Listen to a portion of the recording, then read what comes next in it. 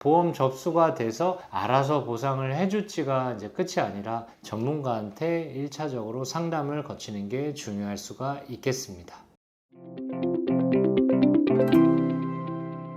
보험금 청구의 기술 보청기 구독자 여러분 반갑습니다. 자, 오늘 다룰 내용은 골프장에서 발생할 수 있는 골프장 사고 배상 책임에 대해서 주제로 얘기해 보도록 하겠습니다. 자, 골프장 사고 유형은 크게 한 3가지 정도로 축약해서 말씀드릴 수가 있겠습니다. 자, 첫 번째는 플레이어가 친 공이 다른 플레이어가 공으로 맞아서 사고가 발생한 경우, 두 번째는 플레이어가 친 공이 경기보조 진행요원 캐디가 맞아서 발생한 사고, 세 번째는 카트 사고죠. 이런 사고가 이제 주로 발생을 합니다. 골프 치신 분들은 이런 사고에 대한 경험이 있거나 이런 사고에 대한 발생한 아찔한 경험들을 가지고 있을 텐데요. 이게 3가지 유형으로 나눔에 있음에도 불구하고 경기보조 진행요원의 약간 역할, 그 다음에 플레이어들에 대한 역할을 어떻게 했냐에 따라서 사고가 발생을 했을 때 과실 비율이 조금씩 이제 다르게 판단을 하고 있습니다. 그래서 최신 판례 한 2가지 사례에 대한 부분들을 한번 보도록 하겠습니다. 과실에 대해서요. 자, 첫 번째 사고는 플레이어가 공을 쳤는데 같이 진행한 경기보조 진행요원의 눈에 맞아 사고가 발생한 경우입니다. 이 사례에서 플레이어는 사고 과실 70%, 경기보조 진행요원은 30%의 과실이 인정된 사례였습니다. 자, 구체적으로 사고 내용을 좀 보면 세 번째 샷을 플레이어가 친 공이 좌측 대각선에 있는 캐디의 눈에 공이 좀 감긴 거죠. 감겨서 눈에 맞아서 발생한 사고였는데, 자, 이 플레이어에 대한 과실은 이제 이렇게 보았습니다. 파5에 대한 당시 상황이 향후에 앞팀에 따른 그린 플레이어가 끝나고 나서 쳐야 되는데 그게 오르막이어서 잘 보이지 않는 상황이었고, 이런 상황이라고 하면 경기보조 진행요원한테 공 쳐도 되냐, 이제 이런 부분들을 물어보고 쳤었어야 되는데, 본인이 판단했을 때는 이제 앞팀이 경기를 끝나고 간 걸로 판단해서 자기가 임의대로 클럽을 가져와서 쳐서 발생한 사고였습니다.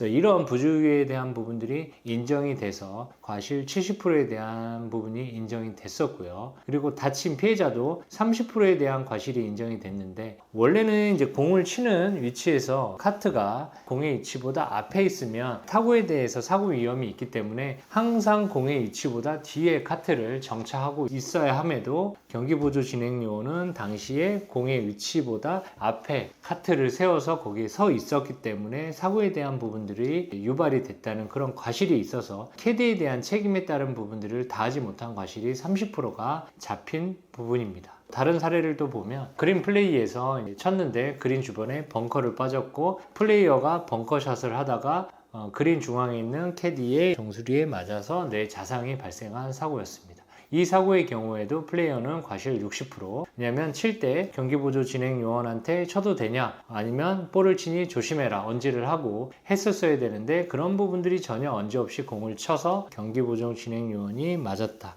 그럼 경기보조 진행요원은 무슨 과실이 있냐? 벙커샷을 할 때는 그린 주변의 중앙이 아니라 그린 옆에 있어야 되는데 그렇지 않게 진행하다가 정신없이 그린 주변에 있다가 공이 와서 이제 맞은 사고, 캐디에 대한 역할이 충실하지 않았다에 대한 과실이 인정이 돼서 과실 책임 40%가 인정된 사례였습니다. 자, 이 2가지 과실 비율에 따른 사례 말고도 비슷한 유형을 가지면서 역할을 어떻게 했냐에 따라서 과실 비율은 달라지게 판단을 하고 있습니다. 자, 그러면 보험은 어떻게 접수를 하냐? 자, 첫 번째 사고의 경우 유형은 플레이어가 공을 쳤는데 다른 플레이어가 다친 경우에는 피해자한테 그 가해자가 일상생활 배상책임보험이 있다라고 하면 접수해주면 일상생활 배상책임보험으로 피해자 보상을 해주면 되고요. 그리고 캐디의 잘못으로 과실로 인해서 골프장 사고가 발생했다고 하면 캐디 영업배상책임보험이 대부분 가입되어 있으니까 이 보험으로 처리받으면 되고, 그리고 골프장 측의 시설 하자로 인해서 사고가 발생한 경우에는